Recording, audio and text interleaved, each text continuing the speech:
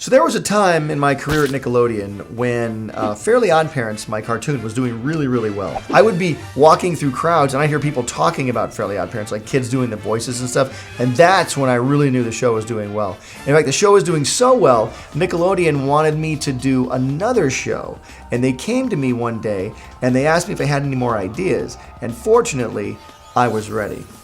This is the origin of Danny Phantom.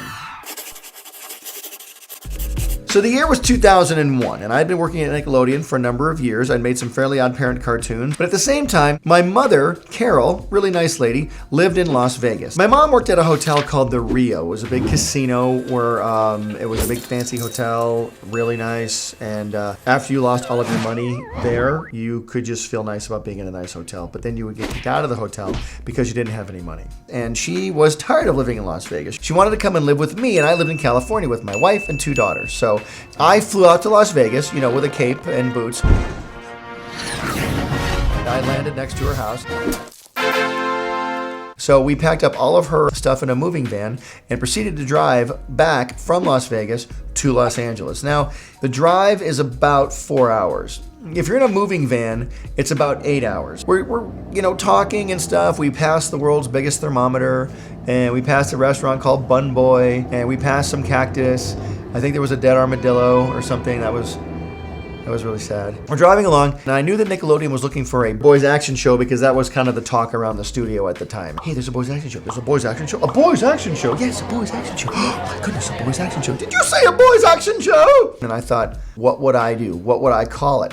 And I really realized that if I could call it something cool and have a great title, that would be step one. Because I used to watch a show called Johnny Quest, and I thought if I could come up with a show name that was just as cool as Johnny Quest, that's half the battle. So I'm trying to think of really cool words that could be in the name, like, power, or thunder, or lightning, or McDonald's. I think I just thought that because I was hungry when we were driving. I finally settled on the word Phantom, and I thought, Phantom, that's a cool name, Phantom. And I thought, okay, then I needed a first name. I thought, okay, Billy Phantom, Jimmy Phantom. By the time I was driving into Los Angeles, I had come upon the name Danny Phantom.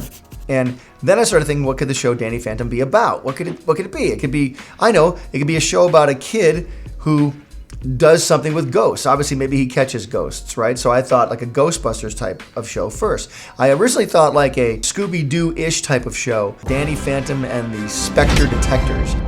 Him and his friends would go around and look up ghost mysteries, and they would catch ghosts and things like that. And none of them were superpowered. And I thought, no, that has been done, obviously, with Scooby-Doo. I really wanted to give Danny a white owl named Spooky. And, the owl would go and scout ghosts for him. And when I was developing the owl, the movie Harry Potter was coming out.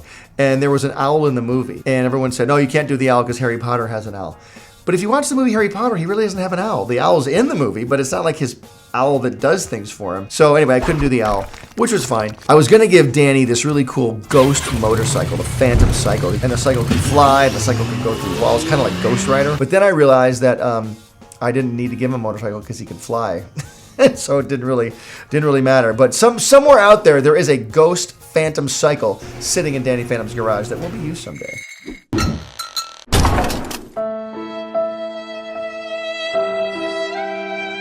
I really wanted to make Danny Phantom kind of a comic book character because I love superheroes, as you can tell, because I flew to Vegas to get my mom.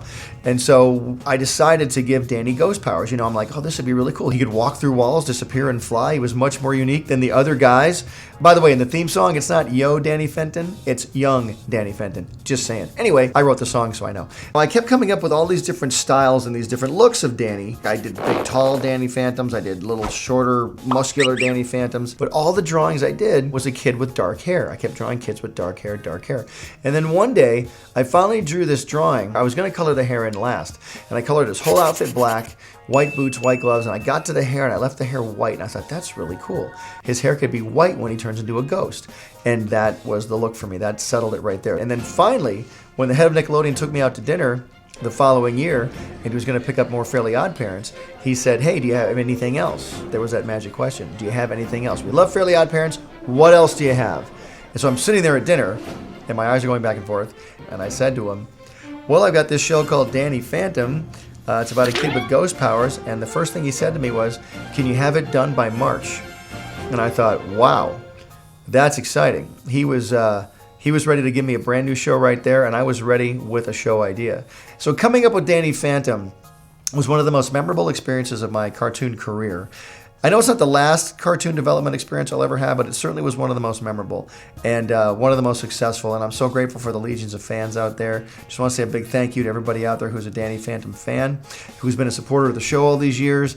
And I just want to remind you guys, that meeting I had that night with the Nickelodeon executive, when he asked me, do I have any other ideas? And fortunately for me, I did have an idea, and the idea was Danny Phantom. I just want to remind you all out there to always be ready.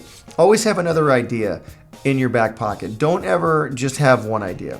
One idea can be moved aside, but if you have that other idea waiting right behind it, that might just be the one that might be the most successful. It might even be an idea you didn't even think was anything. You might think that idea, it's not worth anything, but somebody else might see something in it. So don't ever sell your ideas short. Always keep your ideas ready to go and be ready when the opportunity comes. So that's the story of how I created Danny Phantom, and it was really cool. Who would have ever thought I would have created one of the most iconic cartoons of all time while driving in a moving van, going past a dead armadillo on the road from Vegas with my sleeping mom as we drove into Los Angeles? I certainly wouldn't have.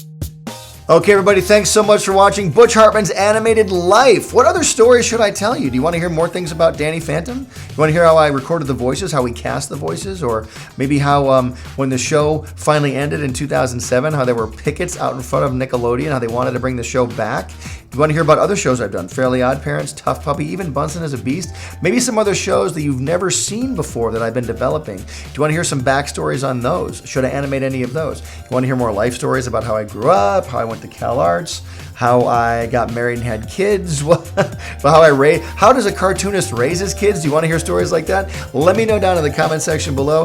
Don't forget, as always, to hit the subscribe button. And remember, art gives you power. Use it wisely.